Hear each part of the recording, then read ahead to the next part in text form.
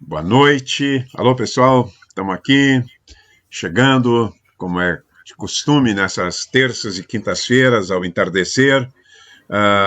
Temos a literatura como tema, como assunto, eu diria até como alvo de nossa vida, um dos alvos de nossa vida, a leitura. Este é o nosso projeto Universidade Aberta, da Secretaria Municipal de Cultura, da Prefeitura de Porto Alegre.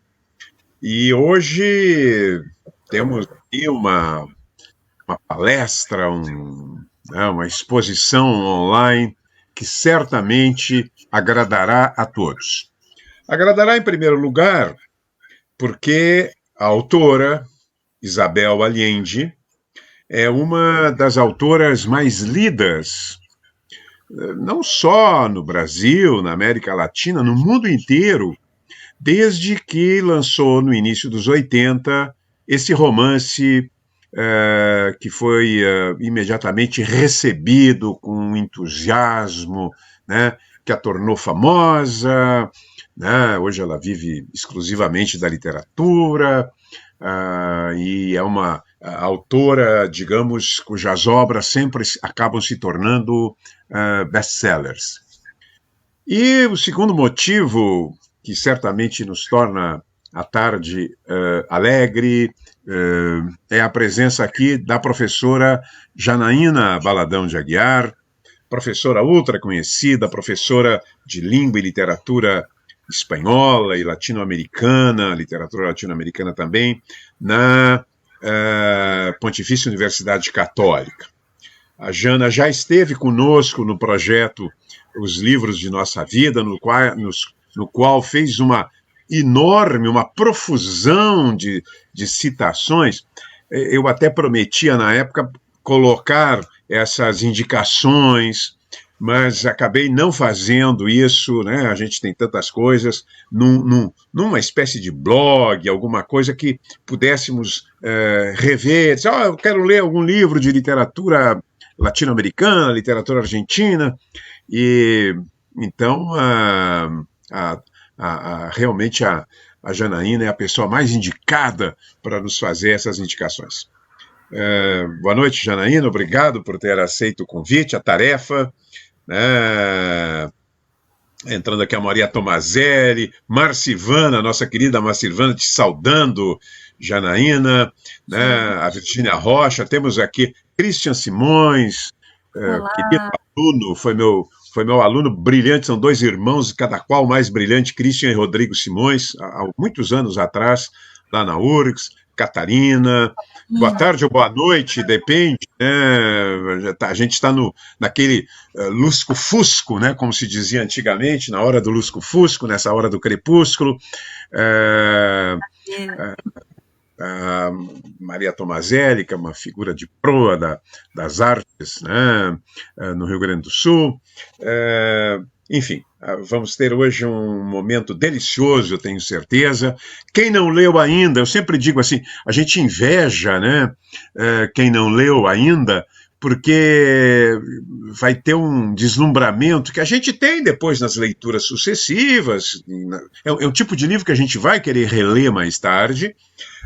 Agora, a primeira leitura, né, de fato, ela tem uma emoção que é a mesma que o Bento Santiago experimenta, né, ao beijar pela primeira vez, ou ser beijado pela primeira vez pela Capitu no Dom Casmurro. Ele fala, tive outras sensações na vida, mas nenhuma tão forte, tão densa, né, tão intensa quanto aquela. Janaína, vamos atacar, né, para usar uma terminologia militar, essa obra tão rica, né, tão múltipla, tão colorida. Aliás, parabéns também pela escolha aí para esse teu PowerPoint, né, tá bonita essa coloração aí. Fica contigo, eu vou anotando aqui os bilhetes que porventura mandarem, né, te saudando aqui, tem muita gente saudando aqui. Fica contigo. Tudo contigo. muito bem. Como dizem os argentinos, arrancamos. Não, eles gostam muito de usar essa Arrancamos, palavra. isso, arrancamos. Muito bem. Boa noite, boa noite. É uma novidade para mim, eu já começo antes de saudar a todos, é uma novidade muito grande fazer uma live, mas não estar na frente do computador. Eu sou uma das professoras que está desde março na frente, este ambiente que vocês podem ver aqui ao fundo, é meu ambiente de trabalho diário, acho que de domingo a domingo. Então eu estou vendo aqui algumas as frases de vocês, então, mas se eu perder alguma, o Sérgio me ajuda.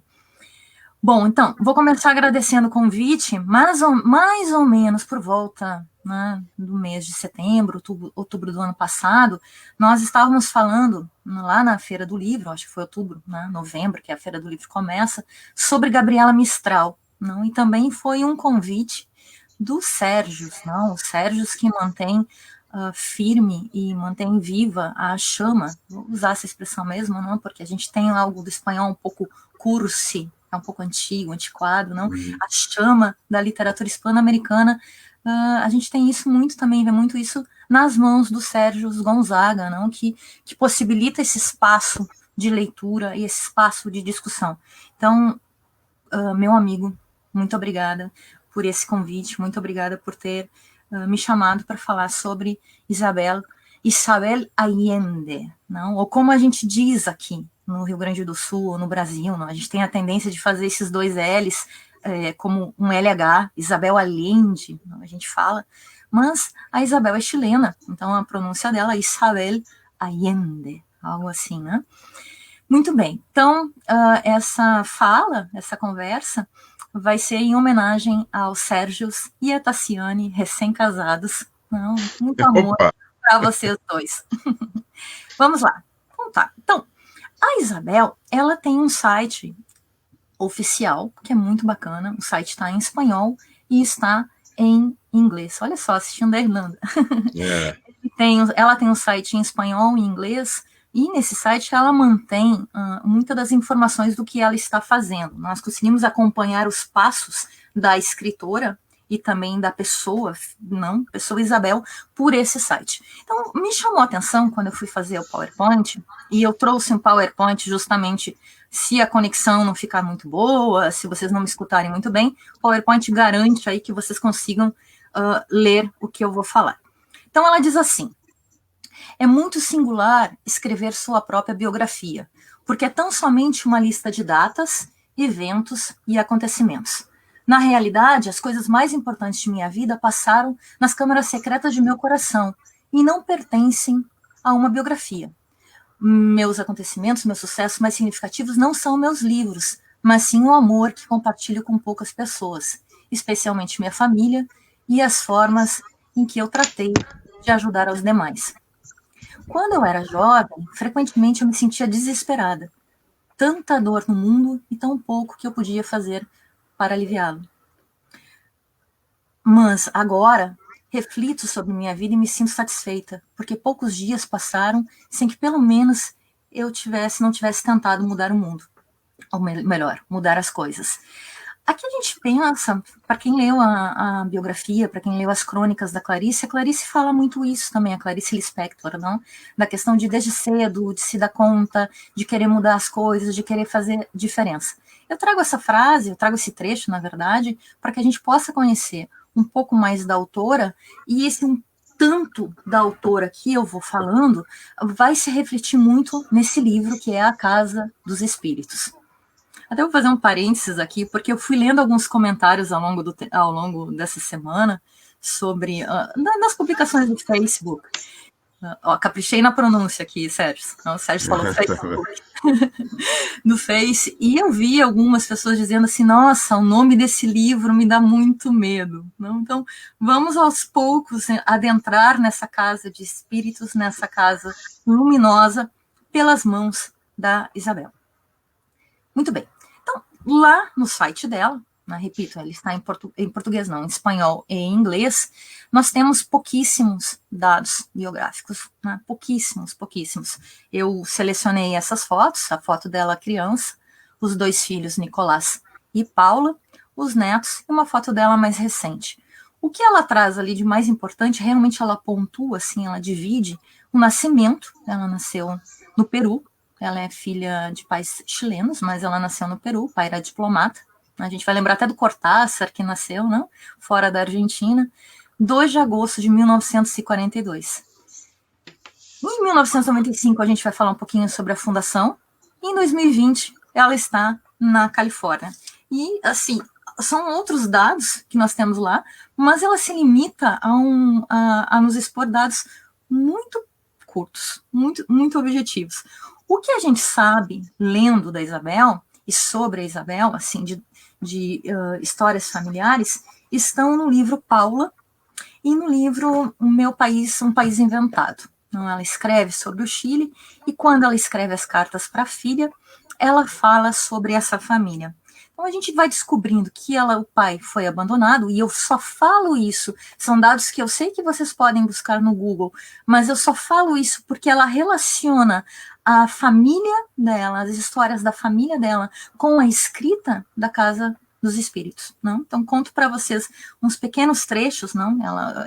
O pai abandonou aos 2 anos, a mãe casou, o casamento foi incrível, levou todos os baús e malas num navio, e a lua de mel foi incrível também, mas o pai desde sempre demonstrou um temperamento um pouco diferente, não? Então ela conta nesse livro Paula que lá pelas tantas a mãe dela, muito nova, muito ingênua também, dizendo pelas palavras dela, derrubou lagosta na gravata do recém-marido, né? E ele enlouqueceu com aquele molho na gravata, ele apanhou todas as lagostas no prato que tinha ali e passou na camisa, passou no rosto, passou na cabeça, para uma comoção total de quem estava do lado. Eu digo isso porque mais adiante eu também trago essa citação dela. A Isabel disse: com a família que eu tive, era impossível não escrever, não ter uma imaginação. Eu não preciso pensar em outros personagens, porque eu tive dentro da minha própria família vários e vários exemplos, como uma tia que enlouqueceu, uma tia que saiu nua pela rua, enfim. Então ela vai contando para a gente, e a gente vai lembrando, porque ela faz parte dessa geração também, não, de escritores que vão povoando muito, ou pelo menos povoaram muito a minha adolescência, a minha maturidade também, não? E a gente pode até lembrar, não, das histórias que o próprio Garcia Marques contava sobre os avós, sobre as avós, não? E a vida dele inteira dentro dessa família que ele considerava uma família mágica. A Isabel também.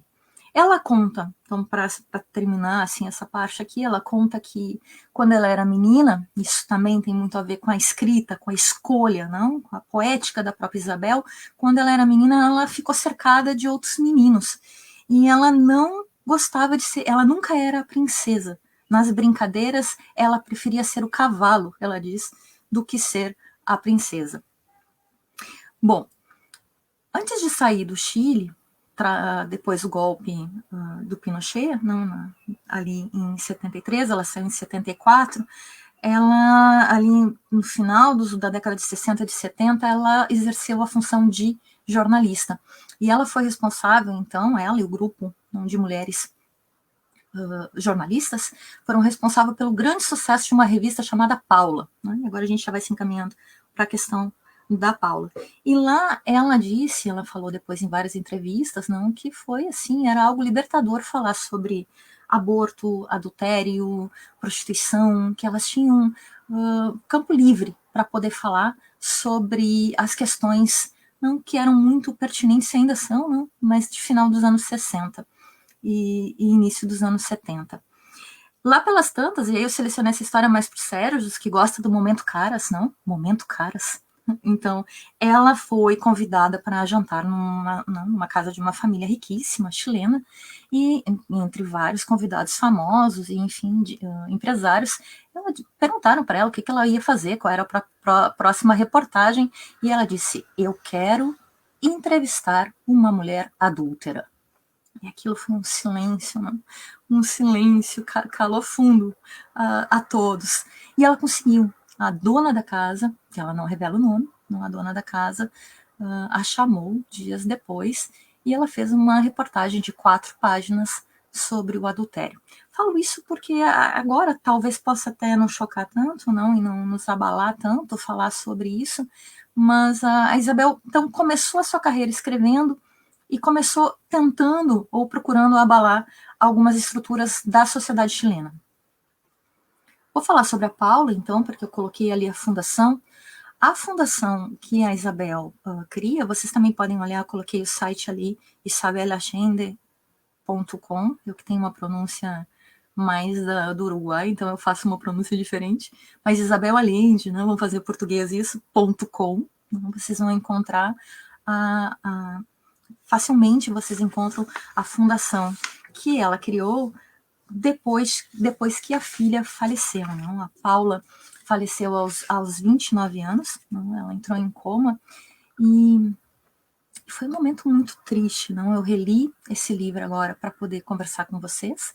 Não? Então, eu confesso que algumas partes eu fui pulando porque é extremamente doloroso. Não? Esta mulher que perdeu uma filha aos 29 anos. Ela diz lá pelas tantas, ela começa a fazer uma mistura entre relatos da família, relatos biográficos, e ao mesmo tempo ela fala exatamente daquela rotina hospitalar. Lá pelas tantas ela diz assim, a filha que não acorda: para onde vais, Paula?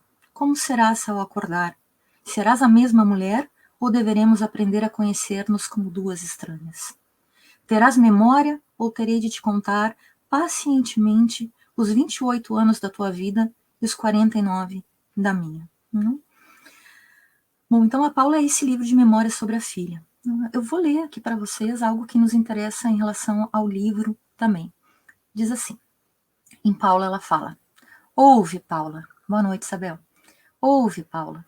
Vou contar-te uma história para que quando acordares não te sintas perdida.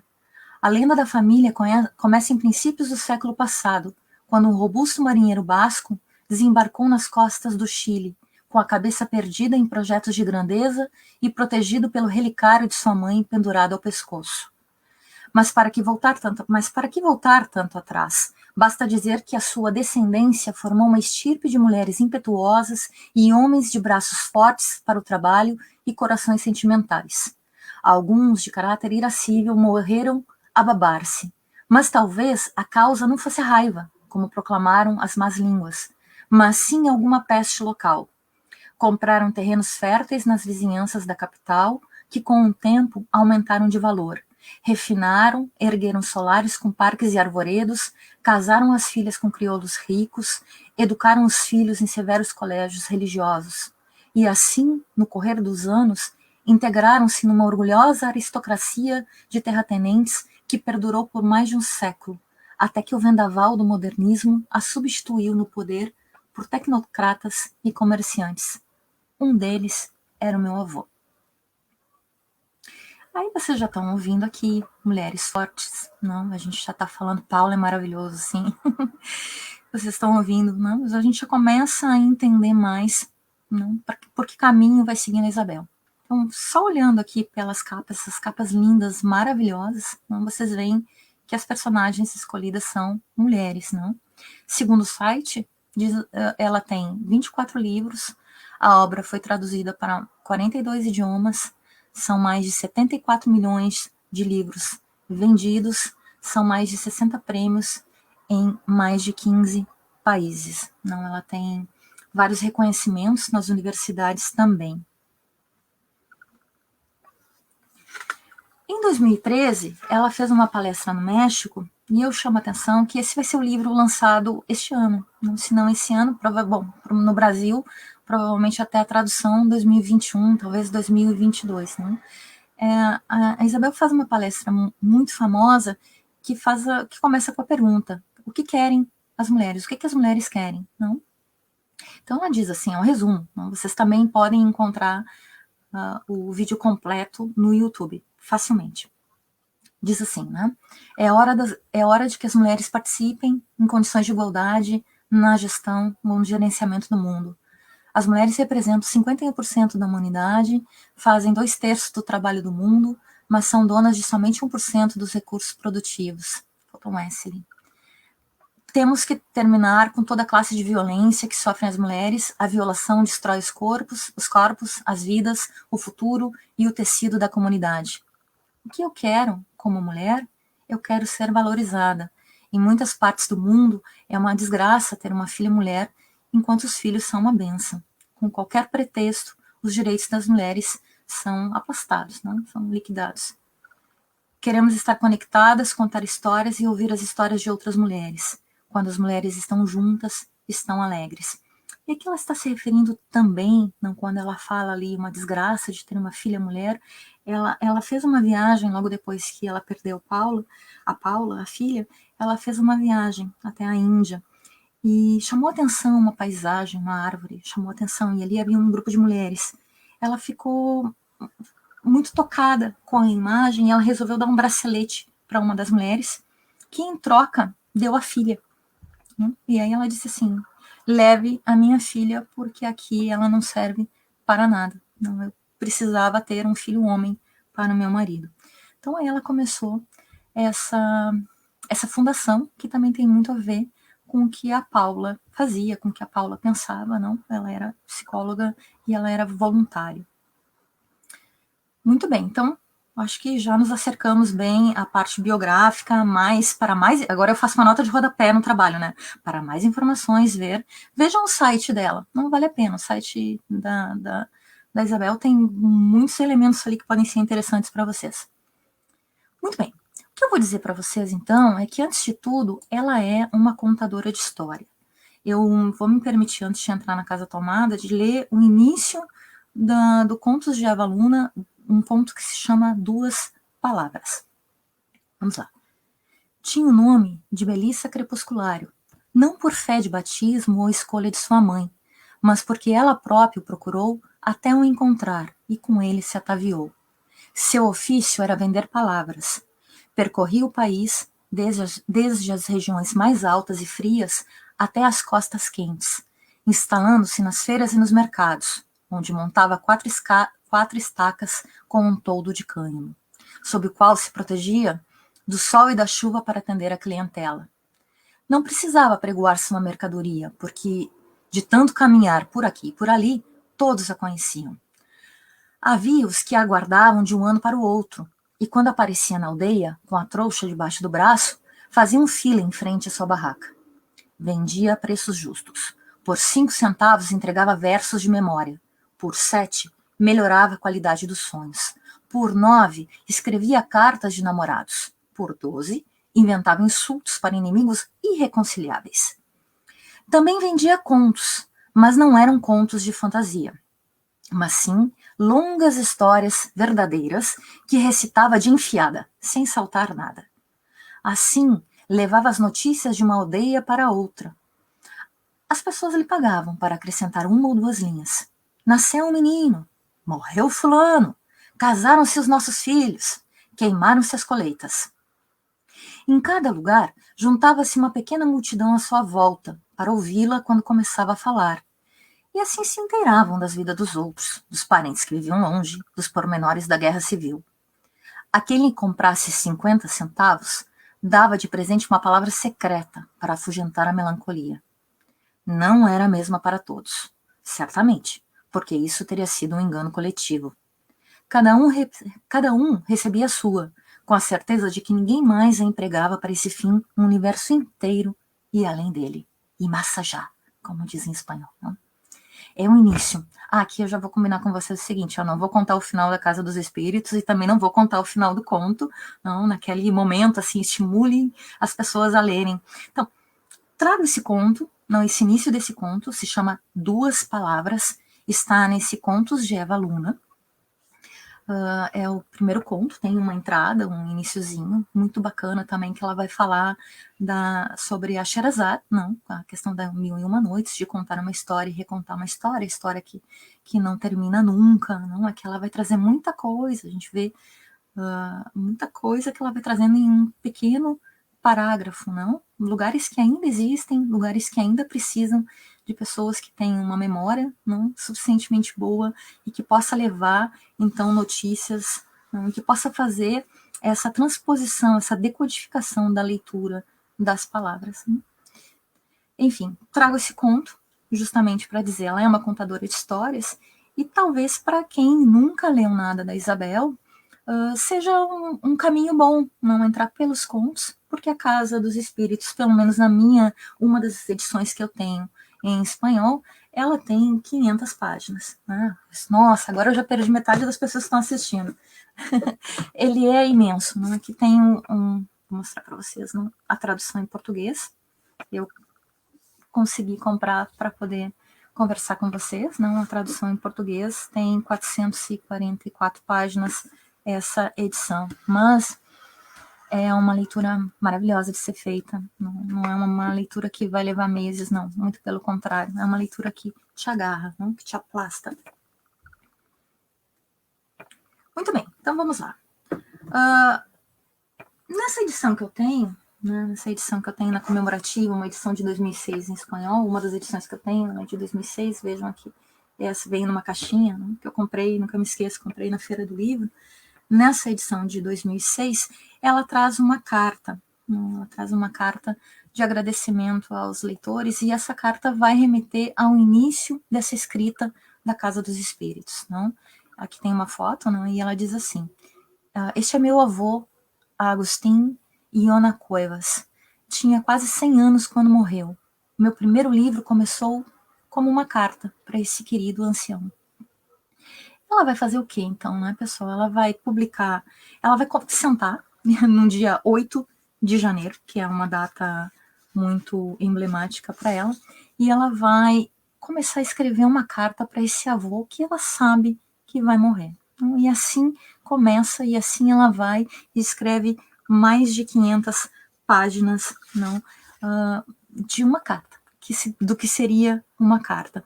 Ela diz que foi, nas palavras da autora, uma tentativa de recuperar o mundo que ela tinha perdido no exílio, não? A família, o passado e o avô.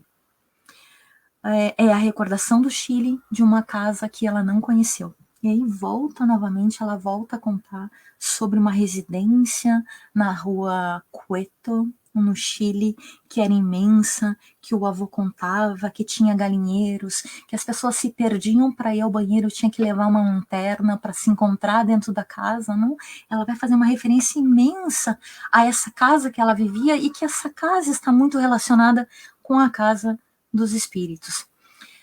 Claro, não vamos confundir aqui, não devemos confundir, principalmente os amantes da literatura, não, com vida, não, a vida e a obra, não, que está escrito na Casa dos Espíritos, por mais que a autora nos diga, sim, esse avô, o Trueba, o Esteban Trueba, ele está relacionado com o avô. A Clara, como a gente vai ver, relacionada com a avó. A mãe dela aparece na personagem Blanca. Por mais que ela diga e ela fale, ela nos conte sobre isso e as experiências de vida e muitas coisas que nós conseguimos pontuar por meio, né, exatamente da escrita da Isabel, né, do que ela escreveu em Paula e em Meu País Inventado, principalmente, sobretudo, confundir vida e a obra. Né? É uma ficção, é uma elaboração com a imaginação da escritora, não, com os traços, com episódios que ela lembra. Não? Então ela vai falar que ela não tinha o menor medo dessas questões sobrenaturais. Sim, para quem não leu, quando a gente lê espírito aqui, são os espíritos, realmente os espíritos luminosos que povoam esta obra, não são vários espíritos, ou a relação que a morte não é o fim de tudo. Ela escreveu bem antes da morte da filha, pessoal, não é isso que ela está falando, ela está relacionando uma ideia de lidar com a morte de maneira muito diferente de uma grande maioria das pessoas, não? Não precisa ir muito longe, não? Quem foi, ou quem vai, ou quem fizer uma pesquisa sobre o México, por exemplo, não? Eu tive a sorte de estar lá no México no dia 2 de novembro, naquele feriado do dia dos Mortos, não, dos finados, no México. E realmente é uma comemoração, é muito luminoso, é tudo muito colorido, não? São os mexicanos, que tem a ver também, não, com essa cultura hispano-americana, com o que a Isabel está trazendo.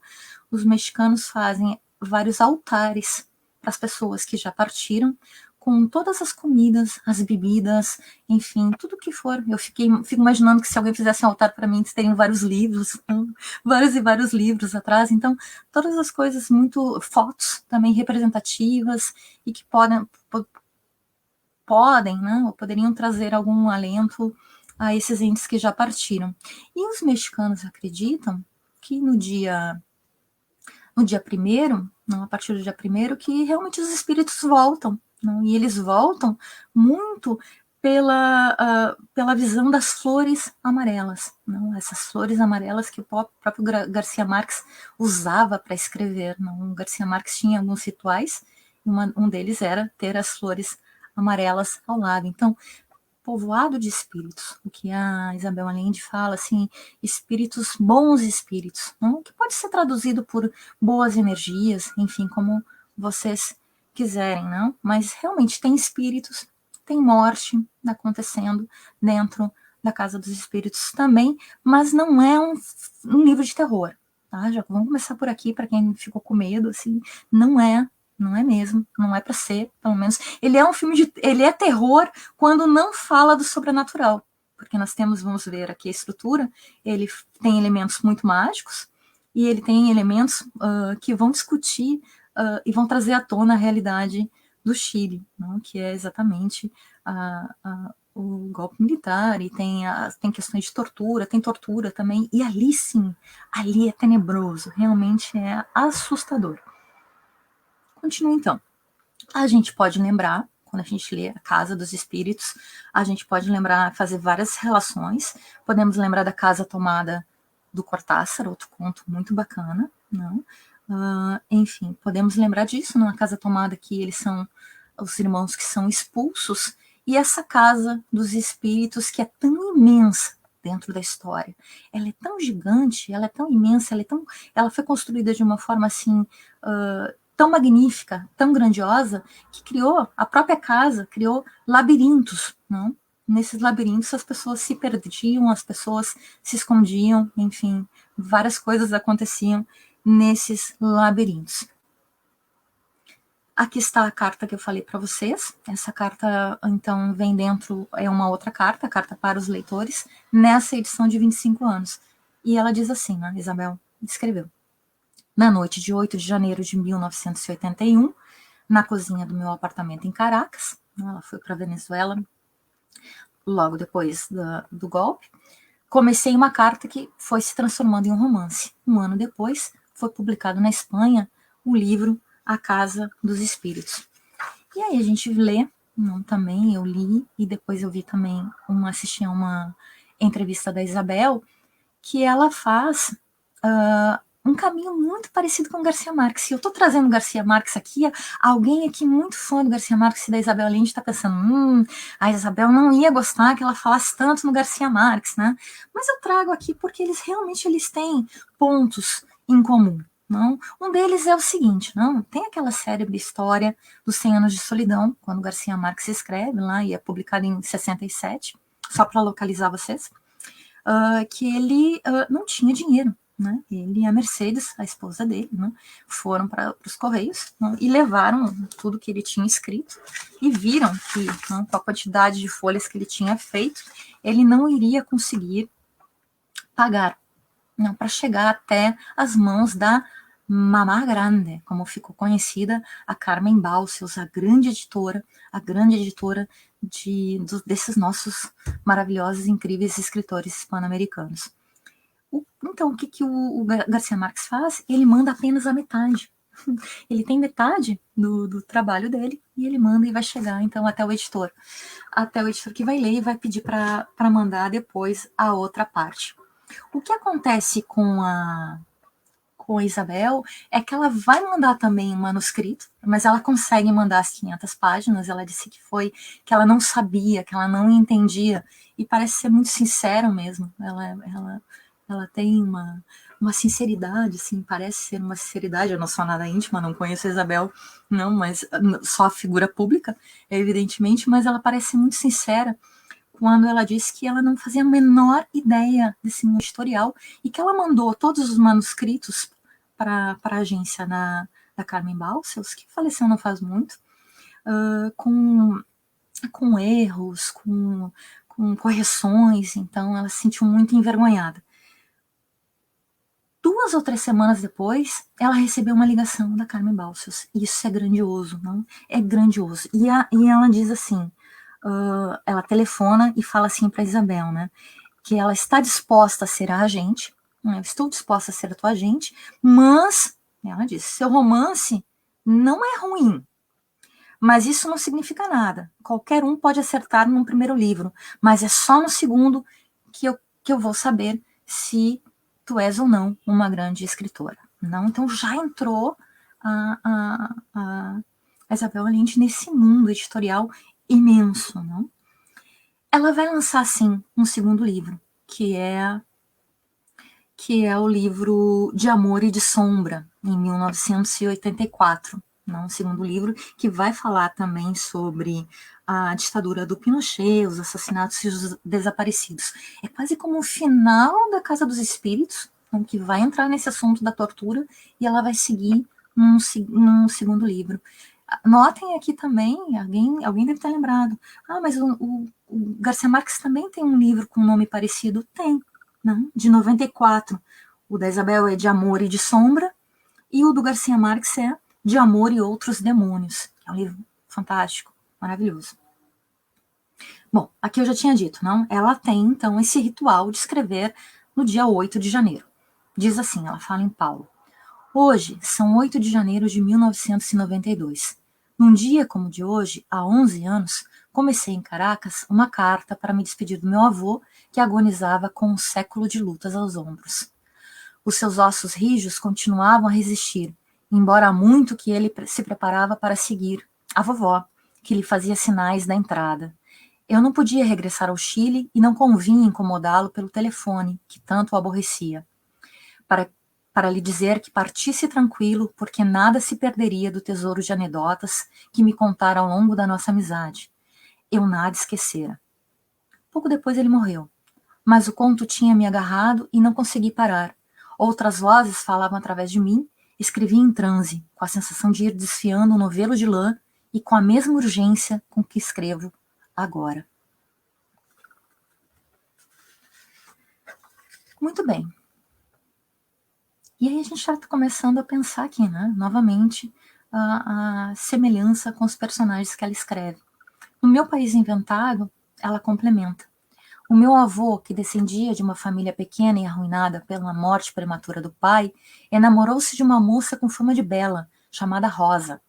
Mas a moça morreu misteriosamente antes da boda.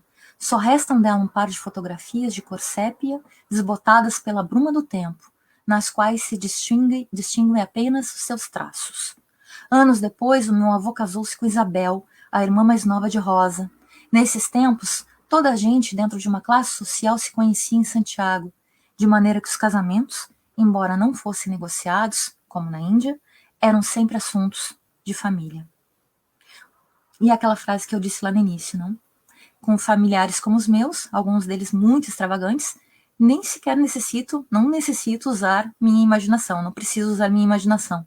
Suas histórias são como uma telenovela constante e proporcionam todo o material que necessito para os meus romances.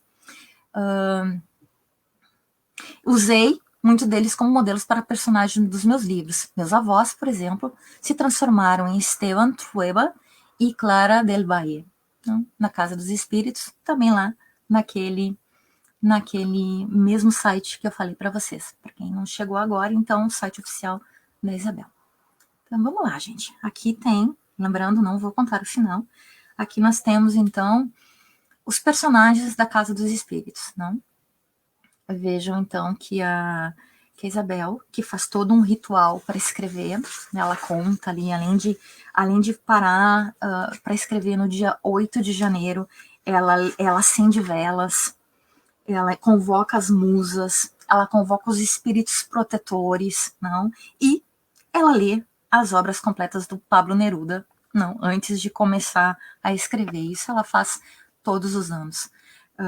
Assim como o Garcia Marques tinha suas flores amarelas, e algo que me valeu muito para fazer um doutorado, Então, o Garcia Marques, lá pelas tantas, diz assim, que ele só parava de trabalhar quando ele sabia como continuar no dia seguinte.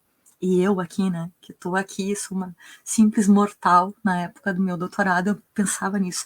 Só vou parar quando eu souber como continuar no dia seguinte. Não, muito eu usei isso nesse momento que é um momento e tanto, não, muito marcante na vida de quem precisa ou quem deseja escrever uma tese. Muito bem, então tem todo esse ritual, não Fuentes também tinha um ritual de ler o Dom Quixote todos os anos, na quaresma, e então a nossa Isabel Allende acende as velas, convoca as musas e lê Pablo Neruda, que vai aparecer também na Casa dos Espíritos. Vejam que nós temos aqui, não, 5 gerações, e o que eu vou dizer para vocês, para quem só viu o filme, porque o filme existe, não, o filme eu vou falar um pouquinho sobre ele no final. Para quem só viu o filme vai achar um pouco estranho assim, essa quantidade de onde que surgiram, não, tantos personagens que não aparecem no filme. Nós temos os pais da Clara que é a nossa personagem, então um dos nossos personagens, fio condutor também da história, né? A Clara, nós temos os pais, o Severo e a Nívia, que tiveram 15 filhos. Ali está 11, porque apenas 11 resistiram ao tempo. Não? A Rosa, que nós acabamos de ver e falamos ali que o avô não casou com a Rosa e que faleceu muito cedo. A Clara vai se casar com Esteban Trueba, tá aqui, dá para marcar, não? Que é a família Del Valle, não? E a Clara e o Esteban vão ter, então, 3 filhos, gêmeos, não, o Nicolás e o Jaime, que são gêmeos, a Blanca, que é a primogênita. A família Trueba, o que a gente sabe é só sobre a mãe do Esteban, que é a Esther Trueba, que em alguma vez, em algum momento, já teve algum tipo de recurso, não, o pai abandonou. A irmã, que é a Férula, em português aqui tem um acento, a Férula em espanhol, não, a irmã do Esteban, que fica cuidando da mãe doente, não, nessa série de filhas e mulheres que vão cuidar das mães. Não, quem leu ou quem quiser ler mais sobre filhas que cuidam das mães doentes, recomendo Como Água para Chocolate, da Laura Esquivel, que é contemporâneo, escreve nesse mesmo momento também, que é a Isabel Allende, que é mexicana, também vai falar dessa relação das filhas que ficam, que são obrigadas a abrir mão da sua vida para cuidar da mãe doente. No caso de Como Água para Chocolate, a filha não pode casar, ela não pode casar até que a mãe morra. A Férula fica também sozinha, solitária, fazendo suas caridades, enfim, até a morte da mãe. E depois vai passar a viver com o Esteban quando esse se casa com a Clara. Temos também uma terceira família que vai aparecer nessa história, que é a família Garcia. Né? Então, olhem bem, tem uma sucessão do número 3 aparecendo na obra, não? Na construção, na estrutura. Nós temos 3 famílias, família Del Valle, família Trueba e a família Garcia, que nós sabemos é o patriarca, o Pedro Garcia, o Pedro II, que é o filho, e o Pedro III. Não? O único caso de repetição de nomes, não, eles têm uma irmã que é a Pancha, o único caso de repetição de nomes nós temos aqui na família Garcia. Então pensa nesse Ano de Solidão também, não? Que é aquela repetição imensa de nomes. Em 2 partes, pelo menos, muito nítidas do romance da Isabel, as personagens falam, não? Que nome eu vou pôr? Não, pode pôr, não é para pôr o mesmo nome do pai. Quando a Clara e o Esteban, quando eles têm... Quando acontece o nascimento dos gêmeos, o Esteban, ele pede, ele praticamente implora que se coloque o nome dele em um dos filhos homens, não? E a Clara diz, nós não repetimos o nome, porque cada um tem a sua história, não? Mas nós temos a repetição de nomes aqui na família Garcia, Pedro II, Pedro III, porque o Pedro III toma para si uma vingança, não? Que aconteceu com a sua avó, Pancha Garcia, que mais ou menos, provavelmente é por uma questão também de narrativa. Não? Nós temos a ligação do Pedro III com a Alba, que é a neta, então, da Clara e do Esteban. E aí eu já dei um nó na cabeça de muita gente aqui, não? Ok, tudo bem. Então, vou voltar. Vejam ali, não, que os nomes são claros, ou são iluminados também, como os espíritos seriam, não? A Clara, que é a mãe da Branca, em português, que é a mãe da Alba, não? E a mãe da Clara é a Nívia. Nívia tem a ver com a brancura da neve, não? Mas Nívia é também o nosso nome daquele pote, não, de creme que é extremamente branco. Então tem toda uma ligação em relação a essa cor branca que tem a ver com a iluminação, uma das hipóteses, não? Porque a gente sabe que nós podemos ter várias interpretações, fico imaginando que vocês estão pensando em várias outras agora nesse momento, mas uma das interpretações seria, não, desse universo, então, de iluminação, não, de ser tão branco, de ser tão claro, que tu consegue ver, então, ultrapassar o que se chama o véu da ignorância, não? Vai entrar em outro universo. E temos, então, essa relação entre essas três famílias. Não? Nós temos o número 3, a fazenda se chama Três Marias, existem 3 irmãs que são as 3 Mouras, que a gente vai lembrar, claro, não, do destino. São 3 filhos, o Pedro Garcia 1, 2 e 3, e várias outras combinações do número 3. Vamos lá. Então, a Clara, está aqui uma foto da avó, da Isabel Allende. Não, ela diz assim, a minha avó era clarividente, Isabel Barrios Moreira. Morreu quando eu era criança, mas o seu espírito me acompanhou sempre. O que nós temos é uma história, então, muito parecida com o que o Garcia Marques contava, não? Que essa avó da Isabel Allende vai contar as histórias sobre espíritos, que a avó tinha os mesmos poderes de clarividência que a Clara, a personagem dela na Casa dos Espíritos. Vou ler um trechinho do romance, A Casa dos Espíritos. Clara tinha 10 anos quando decidiu que não valia a pena falar e se fechou no mutismo.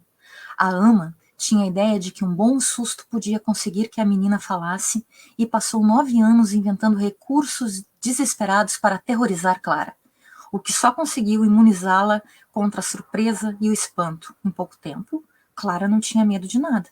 Não a comoviam as aparições de monstros lívidos e magros no seu quarto, nem as pancadas dos vampiros e demônios da janela. Esse era o mundo da Clara, não? Ela ouvia e ela via outros espíritos, e ela tinha premonições em relação a coisas muito triviais, como um número que poderia ser o número da sorte na loteria, não? Como encontrar objetos perdidos. Não? Ela era uma criança que podia dizer onde estavam os objetos perdidos, e também ela conseguiu prever uma morte que faz com que ela realmente fique muda, a morte da sua irmã, da Rosa, a Bela, não, o pai dela, tá aqui, vou voltar aqui um pouquinho, o pai dela, Severo, lá pelas tantas ele se lança à política. A Nívia, a mãe, já era não, super ativista. A Nívia, a mãe da Clara e da Rosa, e dos outros demais filhos, claro, era sufragista e lutava, então, por melhores condições das mulheres. Né? A gente já vai vendo aí para onde ela vai indo também. Só que Severo pai se lança na política e ele ganha, ele faz uma grande festa. E a Clara, um pouco antes de acontecer essa festa, disse, vai acontecer uma morte e essa morte vai ser por engano. O que acontece, na verdade, é que alguém não deixa uma bebida envenenada na porta, e como tem uma festa, como tem muita gente, isso confunde as pessoas que trabalham na cozinha, e essa bebida vai parar na mesa festiva. Quem vai tomar essa bebida é Rosa, a irmã, aqui, a irmã de Clara, Rosa, a Bela, que vai morrer no lugar do pai. Isso a comove de uma maneira brutal, Não, isso faz com que essa menina pense, a menina Clara, com 10 anos, pense que não só que ela tinha capacidade de ver e de entender o mundo dos mortos, o mundo do além, mas que ela tinha também culpa, já que ela disse, já que ela falou, ela se sentia culpada pela morte da irmã. E ela para realmente de falar. Não?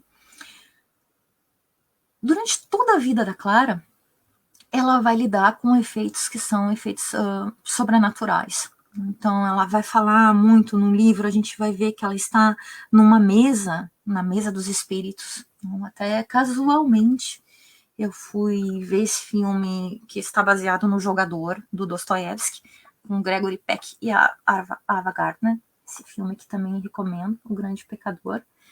Casualmente eu estava vendo esse filme esse final de semana, e lá pelas tantas também mostra não, que foi uma grande moda nas grandes mesas dos nobres não, e da elite, de ter uma mesa, não, essa mesa que se move com a força dos espíritos. Não? Então isso também aparece no livro da Casa dos Espíritos. Não? Era muito comum, não, quando a Clara estava presente, que o saleiro, que o açucareiro voasse, ou que a mesa realmente levitasse. Não? Então a gente vai lembrar também que isso era comum. Esses relatos sempre foram foram citados também na literatura, não? Por Dostoiévski tem também, a gente vê isso, esse tipo de citação em alguns livros do Fernando Pessoa, que fazia reuniões com as tias. Ele tinha umas tias muito engraçadas, não? Que fazia reuniões de psicografia, enfim, e de movimentação dos espíritos. Bom, o que vai acontecer? Vou trazer a Rosa aqui para nossa discussão. Não? A Rosa tem cabelos verdes. Não? A Alba, que é lá no finalzinho daquela nossa lista de personagens, também vai ter cabelos verdes. Não? A Alba diz assim: ao nascer, Rosa era branca, lisa, sem rugas, como uma boneca de louça, com cabelo verde e os olhos amarelos, a criatura mais formosa que tinha nascido na terra desde os tempos do pecado original. Como disse a parteira, benzendo-se. Desde o primeiro banho, a ama lavou-lhe o cabelo com infusão de camomila, que lhe enfraqueceu a cor, dando-lhe tonalidades de bronze velho, e punha-a nua ao sol, para fortalecer a pele, translúcida nas zonas mais delicadas do ventre e das axilas, onde se adivinhavam as veias e a textura secreta dos músculos. Aqueles passes de cigana, no entanto, não foram suficientes, e depressa correu o boato que tinha nascido um anjo. Nívia esperou que as ingratas fases do crescimento dessem à sua filha algumas imperfeições. Mas nada disso aconteceu. Bem pelo contrário. Aos 18 anos, Rosa não engordara e não lhe tinham arrebentado borbulhas, mas havia acentuado, isso sim, a sua graça marítima. O tom da pele, com reflexos azulados, e do cabelo, a lentidão dos movimentos e o caráter silencioso evocavam um habitante aquático. Tinha qualquer coisa de peixe, e se tivesse uma cauda com escamas, seria certamente uma sereia. Mas as suas pernas punham um limite impreciso entre a criatura humana e o ser mitológico. Essa é a descrição da Rosa, não, que marca profundamente a vida da Clara e do Esteban. Não, o Esteban, que é o nosso, como diz a Isabel Allende, é a espinha dorsal da narrativa. Não, esse homem que vocês vão ver mais adiante é um homem bruto, é um homem violento, apegado à terra. O Esteban primeiro se apaixona pela Rosa. Não, e a Rosa corresponde. Ela vive num mundo tão próprio, e ela era tão bela, que diz ali na narrativa, ela era tão bela que ela desencorajava as pessoas a chegarem perto, não, para pedi-la em casamento. E o Esteban, quando a viu, não teve o menor pudor, foi lá e pediu a mão da Rosa em casamento. Acontece que naquela época ele era muito pobre, ele tinha lá a mãe doente, a irmã cuidando, um título talvez meio perdido, as terras lá na fazenda, Três Marias, que ele tinha, e nada mais. E ele sai, então, para ganhar um pouco mais de recurso, para casar com a Rosa. Não? Vai lá garimpar, encontrar pedras preciosas para casar com a Rosa. Acontece que a Rosa morre, como eu disse para vocês. Isso é bem no início, né? Spoiler, mas é bem no início, é o primeiro capítulo. né? Lembrando, não contarei o final. A Rosa vai falecer e a nossa Clara, que é criança, não, e que vai ficar muda até os 19 anos, não? A Clara, quando faz exatamente 19 anos e sopra as velhinhas, não tem todo esse detalhe do bolo, ela diz, eu vou me casar. Ela volta a falar e diz, eu vou me casar e eu vou me casar com o noivo da minha irmã. Esteban, vamos para ele. Está no romance. A posição tão dura era própria de um homem forte e baixo, que quisesse parecer mais alto, mas ele media 1,80 m e era muito magro. Todas as linhas do seu corpo eram verticais e ascendentes, desde o nariz afiado e adunco e as sobrancelhas em bico, até a testa alta coroada por uma juba de leão que penteava para trás. Tinha ossos largos e mãos com dedos espalmados. Caminhava com grandes passadas, movia-se com energia e parecia muito forte, sem lhe faltar, contudo, certa graça nos gestos. Tinha um rosto muito harmonioso, apesar do gesto austero e sombrio e da frequente expressão de mau humor. O seu traço predominante era o mau gênio, e a tendência para se tornar violento e perder a cabeça, característica que tinha desde a infância, quando se atirava ao chão com a boca cheia de espuma, sem poder respirar de raiva, torcendo-se como um endemoniado. Tinham de o mergulhar em água gelada para recuperar o controle. Mais tarde aprendeu a dominar-se, mas ficou-lhe para o resto da vida aquela ira, sempre pronta, que precisava de pouco estímulo para arrebentar em ataques terríveis. Esteban, então, que é um dos narradores dessa história, não? Porque nós temos uma junção de narrativa, nós temos um narrador que aparece em primeira pessoa, são os relatos do Esteban, o que ele viu, do que ele viveu, como ele pensava, como ele se sentiu, isso aparece várias vezes no romance, como uma voz em terceira pessoa, que vai buscando informações no diário que a Clara escreveu desde sempre, não? A Clara escreveu a vida inteira sobre a vida, não? E aí a gente vai também pensando, não, no que a Isabel está falando sobre a Clara vai escrevendo e ela começou a escrever mais quando perdeu a irmã querida e se sentiu culpada. A escritura como forma de superação de um trauma, não, como a Isabel também vai fazer quando escreve a Paula. Nós temos a escrita da Alba, que é a nossa última personagem lá na ponta, que também vai escrever e vai dar, então, o molde dessa história, vai juntar esses pedaços também como forma de superação de um trauma. Para quem gosta, estava pensando na Márcia agora, Ivana, mas para quem gosta de pensar na teoria literária aqui também, não, a gente vai lá buscar no Walter Benjamin, que vai falar desses contadores de história, o Ian Asman, que também vai falar sobre a questão do trauma, não? Então, de escrever e de contar histórias, não? Quantas vezes nós contamos e recontamos eventos que acontecem conosco, não? E aquilo fica para ser expurgado, talvez, não? Para que seja compreendido. E esse livro faz parte disso também. Uma das narradoras, que é a Alba, no final, a que junta as pontas, também ela conta para entender a família. Também ela conta para conseguir enfrentar a dor de tantas mortes ao redor dela. E o Esteban, então, como eu estava dizendo, não, faço uns parênteses longos, não, mas volto. O Esteban, ele é este homem da terra, não? Ele é este homem que tem uma aversão a essa irmã, não, a Férula. Ele tem a aversão à doença. Quando a mãe está prestes a falecer, a Férula o chama, manda um telegrama, ele está lá sozinho, isso antes dele casar com a Clara. E ela manda um telegrama e ele vai se despedir da mãe, e a mãe reclama isso: meu filho, eu fiquei tanto tempo aqui, não, você nunca vieste me ver, tu nunca vieste me ver, tu, né, que é o pronome mesmo do espanhol, nunca vieste me ver. E ela reclama, e ele, impassível, né? Ele vê a mãe, mas não consegue abraçá-la, não consegue beijá-la. E em relação à irmã também, ele nunca conseguiu mostrar nenhum afeto, pelo menos na fase adulta. Este é o Esteban. Ele é um homem, nós temos algumas notícias ao longo do livro sobre uma guerra que está acontecendo, sobre a Europa, se fala muito em ingleses, em nenhum momento se fala que é o Chile, mas a gente vê a cordilheira, aparecendo ali a cordilheira, não? Ele é um homem, então, um personagem, né?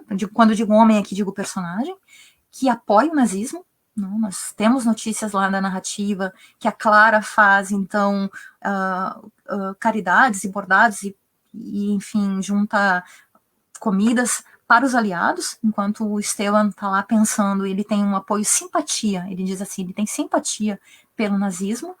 Ele é um homem que viola as mulheres, uma delas é a Pancha, cuidado aí, vou voltar para vocês aqui, a Pancha, que está aqui, né, que é da família Garcia, a primeira mulher que ele vai violar, porque ele violou praticamente todas as mulheres jovens perto da fazenda Três Marias, né, a fazenda que depois que ele conseguiu as pedras preciosas, depois que ele chorou a morte da Rosa amargamente, ele chorou aquela morte, ele foi para a fazenda que era da família, foi para a fazenda e reconstruiu aquela terra, não, com a força das suas mãos, como ele diz.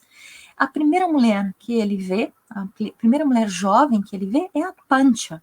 E a Pancha, então, o destino da Pancha é um destino de muitas mulheres latino-americanas. E aqui a Isabel vai muito além, ela vai lá no fundo, não? A Pancha que é perseguida por este homem, não pode ser ali simbolicamente a figura do colonizador, não, porque ele chega naquela terra, enfim, para dizer que aquilo que era o certo que ele ia fazer, e ele domina e tem a força. A Pancha que tem o filho, o Esteban, o primeiro filho que ela tem, o filho da violação, que ela chama, não?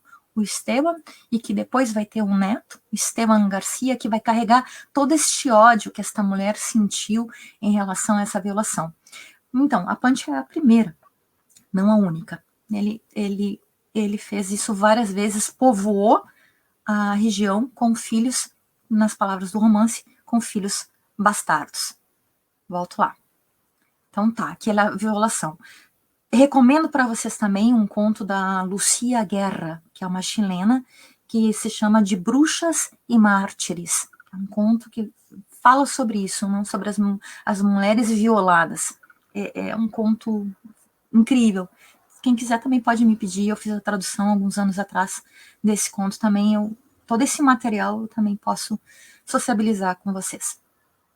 Ele é um latifundiário, ele é um senador conservador, ele vai entrar na política também, e ele apoia o golpe militar. Não? Quando ele vê que as eleições, não, que ele perde a eleição para o que ele chama de o candidato com letra maiúscula, e a gente sabe, porque a Isabel falou e porque as referências do livro nos trazem que é um personagem inspirado no Salvador Allende, não?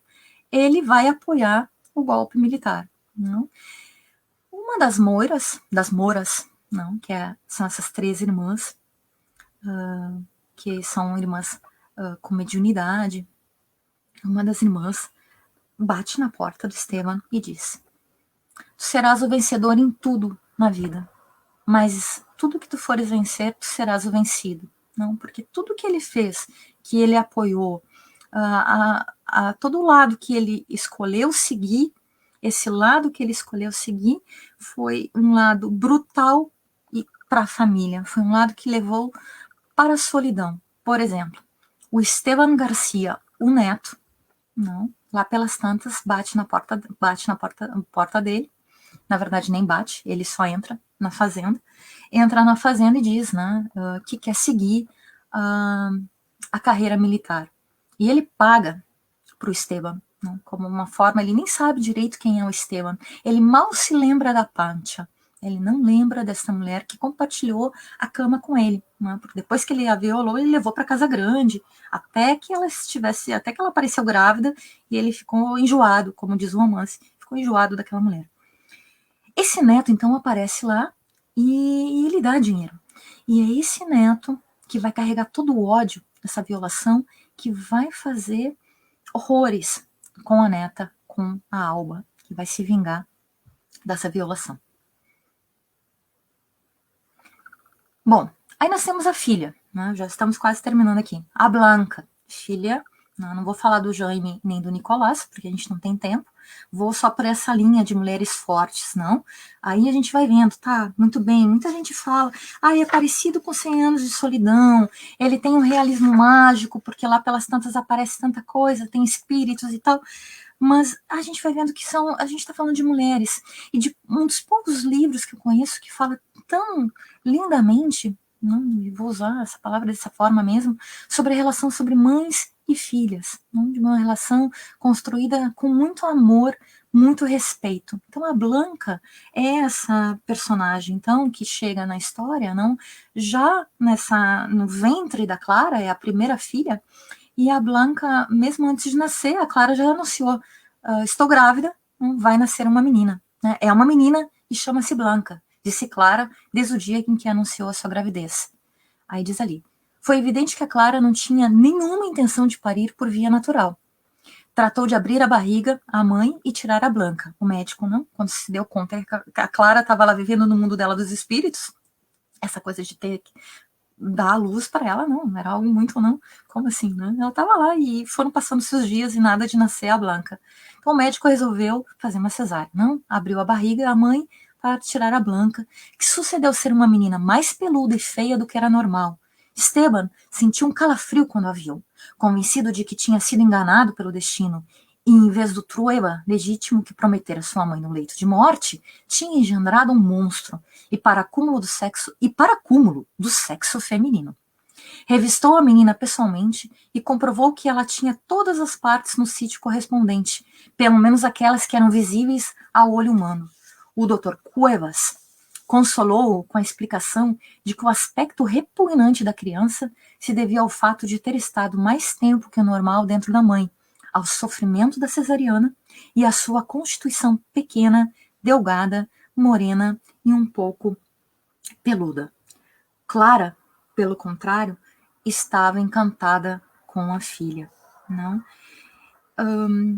A Blanca, ela vai passar toda a parte final assim da narrativa dizendo que ela não tinha que ela não era permeável a nenhuma experiência psíquica, não, que ela era uma mulher muito mais pragmática e ela não se interessava pelos fenômenos da mente. Mas assim como a mãe, a Blanca organizou dentro dessa casa imensa, né? Não vamos perder de vista essa casa que também é um personagem, essa casa imensa, essa casa dos espíritos. A Blanca também organiza eventos de caridade, aulas, não, aulas para crianças autistas. Ela faz, ela traz para essa casa um movimento incrível de pessoas que vão lá em busca de afeto, em busca de uma vida melhor. E a Blanca mobiliza isso, mas não faz parte desta vida não sobrenatural da mãe. A Blanca vai se casar, na verdade, ela vai se juntar com Pedro III, que eu vou mostrar para vocês mais adiante. Alba vem a ser a filha da Blanca com Pedro. Aí diz assim, vou contar para vocês aqui, vou ler também. Alba nasceu parada, o que é sinal de boa sorte. A sua avó Clara procurou nas suas costas e encontrou uma mancha em forma de estrela, que caracteriza os seres que nascem capacitados para encontrar a felicidade. Não há que preocupar-se com essa menina. Terá boa sorte e será feliz. Além disso, terá boa pele, porque isso herda-se. E na minha idade, não tenho rugas e nunca me rebentou uma borbulha, sentenciou Clara no segundo dia do nascimento. Por essas razões, não se preocupar em prepará-la para a vida, já que os astros se tinham combinado para dotar de tantos dons. O seu signo era leão. A sua avó estudou a sua carta astral e anotou o seu destino com tinta branca, num álbum de papel negro, onde colou também algumas mechas esverdeadas. Verde, olha lá, rosa, né? A rosa vindo para cá também. Mechas esverdeadas do seu primeiro cabelo, as unhas que lhe cortou pouco tempo depois de nascer e vários retratos que permitem apreciá-la tal como era, um ser extraordinariamente pequeno, quase calvo, enrugado e pálido, sem outro indício de inteligência humana que os negros olhos reluzentes, com uma sábia expressão de velhice desde o berço. O seu verdadeiro pai era assim que os tinha. A mãe queria chamar-lhe Clara, mas a avó não era partidária de repetir os nomes da família, porque isso cria confusão nos cadernos de anotar a vida. Procurar um nome no dicionário de sinônimos e descobrir um seu, que é o último de uma cadeia de palavras luminosas que querem dizer o mesmo. Então, não? Aqui a gente tem também, recupera lá no livro Paula, que a Isabel Allende também nasceu de uma forma um pouco parecida, assim, ela diz lá em Paula, quando ela escreve, ela diz assim: nasci em agosto, signo de leão, de sexo feminino, e se não me trocaram na clínica, tenho sangue castelhano basco, um quarto de sangue francês e uma certa dose de araucana ou mapuche, como toda a gente da minha terra. A Isabel conta uma história muito engraçada, muito divertida até em relação, ou talvez assustadora, dizendo que quando ela nasceu, a mãe ficou muito preocupada que roubassem um bebê e pediu para que fossem buscá-la na parte reservada aos bebês. E que lá entraram, a família entrou decidida e pegaram o primeiro bebê que tinha uma fita cor-de-rosa na sua mão. Então ela disse, ela não sabe muito bem se ela faz parte dessa família, Isabel Allende contando, ou se realmente não era o destino dela fazer parte dessa história toda. Isso vai aparecendo aqui também no texto, não? A gente vai, eu fui pensando assim que vai criando também, não? Os escritores vão criando toda uma história, assim como Garcia Marques também fez isso, não? Contando essa história de suas vidas, misturando muito com a ficção, né?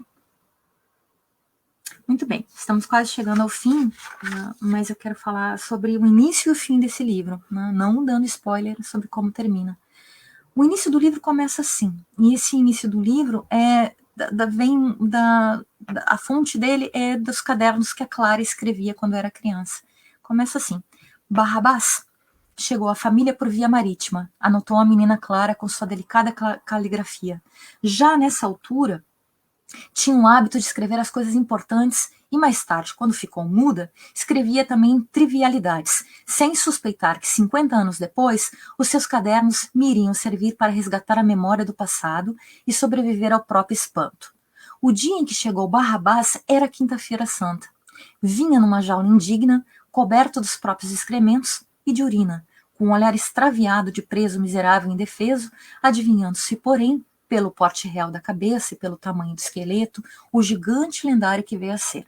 Barrabás aparece no início da narrativa e aparece também no final da narrativa. Não? E Barrabás aqui nos dá esse tom do realismo mágico, não do que é provável, do que não é provável, como diria, não, como já disseram que a literatura fantástica é a filha da incredulidade, não? Incredulidade é aquilo que, será que é verdade?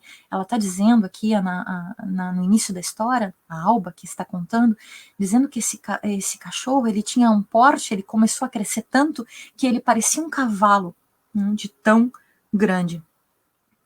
E aí eu trago para vocês isso, que boa parte do livro, nós vamos duvidar, não, se isso é verdade, se isso não é verdade, não, o leitor pode duvidar se o que está acontecendo ali é verdade ou não é verdade, não, como uma das partes do livro, quando estão todos na fazenda Três Marias, a Clara está lá com Esteban, os filhos já nasceram todos, Jaime e Nicolás, a Clara, não estão todos lá, e ocorre na fazenda uma praga das formigas. Há uma praga de formigas que invade e que ninguém sabe o que fazer com as formigas, não?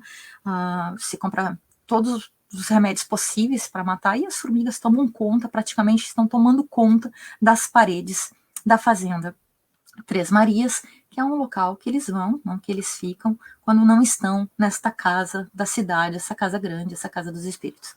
Claro que os espíritos também aparecem lá nas Três Fazendas, nas Três Marias, evidentemente, não, que eles vão junto com a Clara. Mas então, nós estamos na questão das formigas, né, essas formigas estão invadindo, o Esteban chama um grande cientista que diz, eu resolvo, pode me deixar, analisou, viu esse tipo de espécie, não, e lá vaticinou, eu preciso de um mês para poder acabar com a praga. O Esteban disse, um mês é muito. Um mês a gente já não existe mais aqui, porque as formigas realmente tomaram conta. Vão chamar, então, lembram lá naquela na minha árvore genealógica, o Pedro Garcia, o primeiro Pedro, não, o primeiro Pedro, Pedro que está nesta terra desde sempre, não, que já é um senhor, já quase não enxerga, ele já está cego, praticamente cego, e o Pedro, não, vai fazer o quê? Ele chega, pega com seu paninho um punhado de formigas, coloca no sombreiro, no seu chapéu, leva essas formigas e vai conversando com as formigas. E conversa e vai levando-as para um outro lugar, vai mostrando um outro caminho. E para incrível, não, alguém pode dizer, não, isso não existe, não acontece, não, ou dizer sim, é possível, as formigas vão embora. Depois que o Pedro fala com as formigas, elas vão realmente embora. Não, elas saem de lá. E ele disse, não, tudo que se precisava fazer é falar com as formigas. Elas sabem que elas já entenderam que elas estavam atrapalhando, elas foram embora. Eu fiquei me lembrando, na minha época eu me lembrava que era o flautista de Bremen, mas virou agora o flautista de Hamelin, não? Aquele conto antigo, muito, muito, muito antigo, de uma cidade que foi invadida pela praga dos ratos, uma cidade que encheu de ratos. Chegou o flautista, fez uma combinação com a cidade, pegou a sua flauta e disse, não, eu consigo tirar os ratos. Com a sua música, os ratos seguiram. Na hora de receber a sua recompensa, não, o sovina, não, as pessoas sovinas ali não deram, então não pagaram o que o flautista tinha pedido. E ele leva, não, é uma história muito antiga, ele vem com a sua flauta novamente, toca a flauta e leva as crianças à cidade. As crianças da cidade seguem o flautista. Saiu uma reportagem agora, de 14 de maio de 2020, que se chama assim, A História Perturbadora por Trás do Flautista de Hamelin. Né? Saiu dizendo que há indícios, há alguns manuscritos dizendo que no ano de 1284, no Dia dos Santos, um flautista vestido de uma roupa de muitas cores conduziu 130 crianças nascidas em Hamelin para um outro local e que essas crianças sumiram. Não é? Então, não sei como assim, né? A flauta. Então, a narrativa da Isabel Allende vai lidando com isso também, não com essa dúvida. Chega até um ponto que a gente vê até aqueles fantasmas que estão ali. Trouxe para vocês essa imagem, não? Se a gente disser agora neste momento, não? Se a gente disser neste momento que há elefantes voando, vimos elefantes voando na cidade de Porto Alegre, vou até olhar para a janela, né? Há elefantes voando na cidade de Porto Alegre, não? É algo muito, muito impossível de acontecer. Mas, como nos ensina, volto de novo Garcia Marques falando, que se a gente disser assim, que há 333 elefantes voando agora na cidade de Porto Alegre, em cima do estádio da Arena do Grêmio, não, as pessoas começam então, né, pode ser que quando a gente coloca um número, que quando a gente coloca um fato junto, segundo o nosso escritor, então, Garcia Marques, não, a gente pode ver realmente, ou pode pelo menos duvidar ou pensar que isso é verdade. Vocês podem ver que essa imagem aqui não é uma imagem de boa qualidade. Alguém pode dizer aí que eu estou fazendo uma montagem, não? Que não existem elefantes voando. Mas, por exemplo, para quem não viu, sugiro muito ver um filme com o Ricardo Darín, que é um conto chinês, um cuento chino em espanhol, um conto chinês, que ele vai conviver com um chinês dentro de casa, e esse chinês ele teve um trauma muito grande na vida dele, que foi perder a amada dele, não, porque caiu uma vaca em cima. E a gente olha, eu fiz essa pesquisa, não, que isso realmente aconteceu, que vacas caíram em cima de um barco, não, e matou pessoas. Isso já aconteceu também. E se a gente olha ali, tem vacas que caíram no teto, não, depende da perspectiva onde estamos, se é uma colina, que vacas entraram dentro da casa pelo teto, enfim. Tudo é possível, então, se encontrar uma explicação. Mas isso faz parte do realismo mágico. Não é real, é magia, não, que nos encanta, nesse mundo, não, esse armário de Nárnia que a gente abre talvez e pode encontrar um outro mundo. Isso que vai se perdendo muito quando se tem que pagar as contas, não, e os boletos, quando a gente vira adulto e atravessa essa fase, esse mundo mágico que a criança vive, não, com mais intensidade. Se nós temos esse primeiro momento do livro, que ele tem muito do realismo mágico e esses móveis que se movem, não, aqui eu coloquei os elefantezinhos aqui voando. Nós temos uma parte do livro, que é a parte final do livro, que vai, então, mudar essa estrutura. E aqui vamos finalizando. A estrutura do livro, então, que vai trazendo e vai ficando mais sombria, não? Essa estrutura desse livro, que vai trazendo, então, acontecimentos mais próximos da história do Chile. Então, nós temos aqui, por exemplo, um dos personagens, que é o pai da Alba, que vai ficar junto com a Blanca, que é o Pedro III, não dessa família. Relendo agora, para fazer essa singela fala para vocês aqui, relendo, eu não tinha me dado conta que muito do que acontece com Pedro III, que é um filho, então, do Pedro Garcia, esse senhor que levou as formigas, que é um homem da terra também, não? Que aprendeu a ler, que viu para os seus, olhou para o pai, olhou para os seus parentes, olhou para os seus amigos e viu que aquela condição de vida do trabalhador, não da terra, que trabalhava para o Esteban sem receber a troco de migalhas de comida, enfim, ele fez uma revolução ali na Fazenda Três Marias, não? Ele começou ali, depois ele lutou também pela revolução.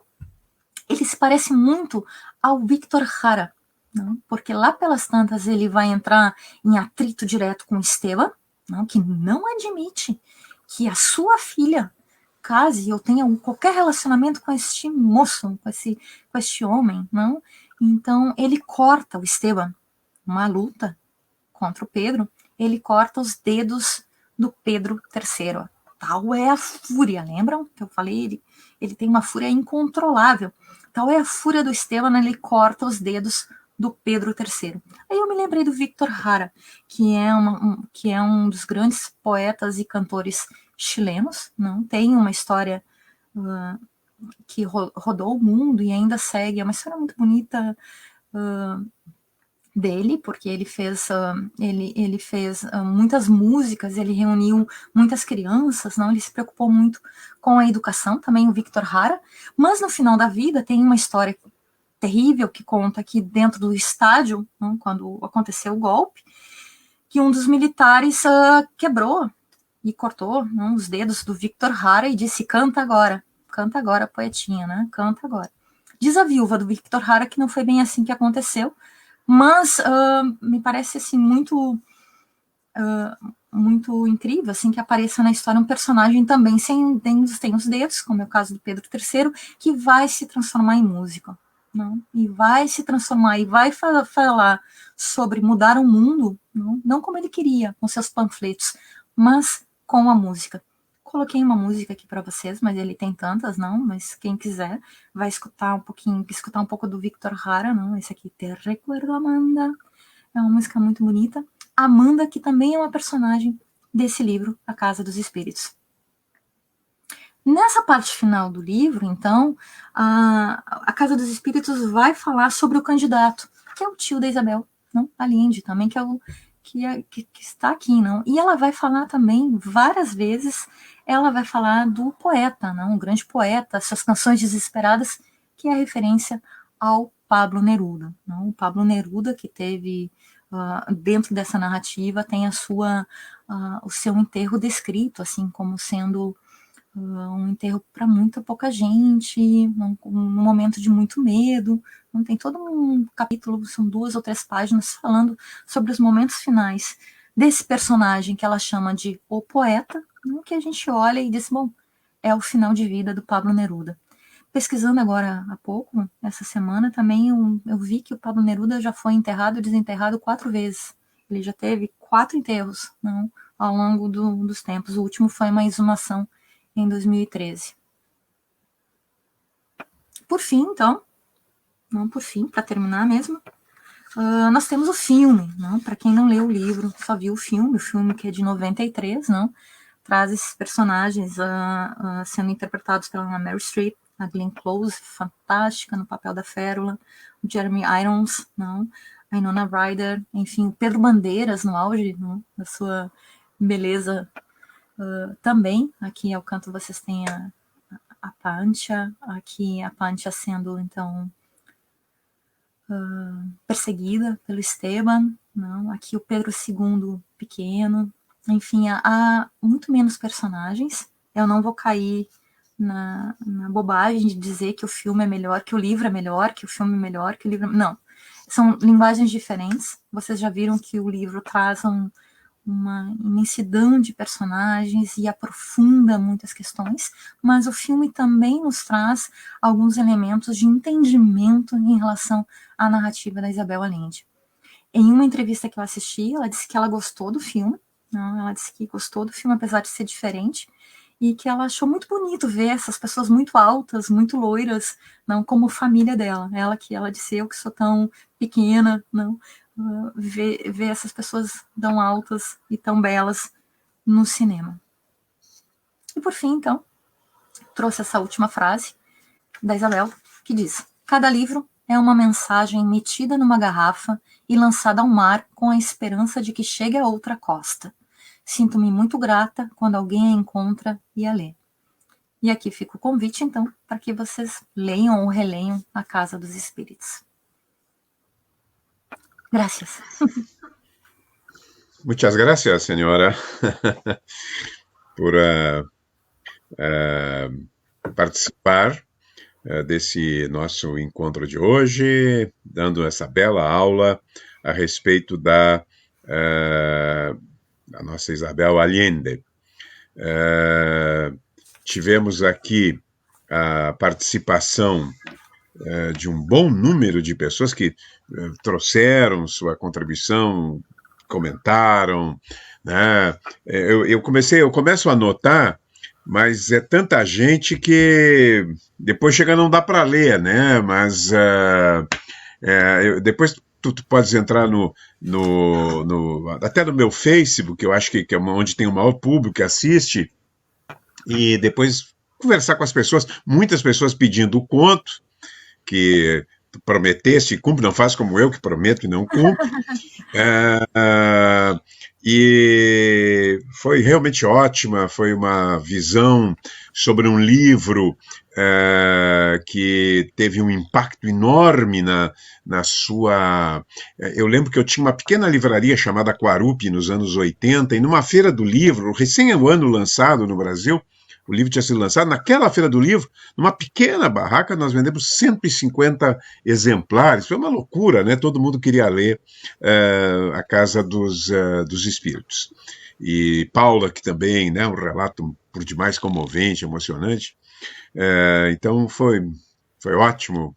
E quem não leu, né, eu teve aqui a Silvana. Ela disse, vou ler, fiquei interessada. Eu disse, pô, já é uma conquista, né? Tivemos aqui também muitos professores acompanhando, Gilmar Azevedo, né, da UERGS, a Débora Mutter, a Ana Márcia, a Marcivana, querida, né? Agradecemos a todos que estiveram presentes. E na terça nós temos um desafio, que é um desafio da seguinte ordem. Eu acho que todo mundo que leu, praticamente todo mundo que leu a Isabel Allende, A Casa dos Espíritos, amou o livro, gostou do livro, né, e tem uma relação afetiva com o livro. Na terça-feira tem um desafio. A Cláudia Laetano, minha querida amiga de tantos anos, a Cláudia Laetano vai falar do livro que foi mais citado no ano passado nos encontros que fazíamos, então, presenciais no Centro Municipal de Cultura, na Sala Álvaro Moreira, do nosso projeto. O livro mais citado por professores, escritores, personalidades culturais, como o livro que essas pessoas haviam abandonado no começo ou na metade. O livro A Montanha Mágica, do Thomas Mann, um calhamaço. né? Um calhamaço onde os personagens ficam debatendo, discutindo ideias sobre a vida, sobre a morte, sobre a arte, sobre a música, sobre a literatura. E a Cláudia é apaixonada por esse livro. Ela gosta de livros difíceis. Ela deu uma palestra onde aquele ano que tu falaste da Gabriela Mistral, Janaína, ela falou do Proust. E falou tão bem que eu acho que teve gente, eu sei, que foi ler o Proust. Então, na terça-feira é um desafio. Né? Eu não posso falar porque eu gostei da Montanha Mágica, mas eu sei de muitas pessoas qualificadas que acham meio tedioso, meio aborrecido, sem ação. Portanto, o desafio que eu faço a todos vocês que estão nos assistindo é assistir agora, na terça-feira que vem, a Cláudia, né, e ver se enfrentam corajosamente, né, esta proposta, esse repto, né, esse desafio mesmo, né, de um livro, que é um clássico e que muita gente se aborrece com esse clássico. E a Claudinha vai mostrar que não, que é um livro apaixonante, né? Jana, muito obrigado. Sempre eu te adoro porque eu te submeto a trabalhos não remunerados, né? Não remunerados. E tu está sempre disponível, sempre com o mesmo brilho, o mesmo encanto. Foi ótima a aula. Eu fiquei aqui, nem vi o tempo passar. Tivemos um tempo até grande, né? Estamos cumprindo agora 1h31 na live. Prevista normalmente para durar 1 hora, e acho que ninguém sentiu o tempo passar. Então, muito obrigado. Na próxima terça, então, temos aí essa montanha mágica, que é uma montanha, como nos transformaremos em alpinistas para tentar galgar um dos livros mais... não é tão... É complexo, mas não é tão difícil, e sim um pouco lento, né? Um ritmo lento. Mas a Cláudia vai nos convencer, vai me convencer a reler, e vai convencer a vocês que não leram ainda, ou que tentaram e pararam no meio do caminho, a lê-lo. Na quinta-feira continuamos também, todas as terças e quintas, na quinta, os livros de nossa vida. Muito obrigado a todos, Jana, muito beijão. Obrigada, muito obrigada. Foi ótimo, e até quinta-feira, para quem puder, até terça, enfim, estaremos sempre nesse horário aqui. Boa noite a todos. Boa noite a todos e a todas.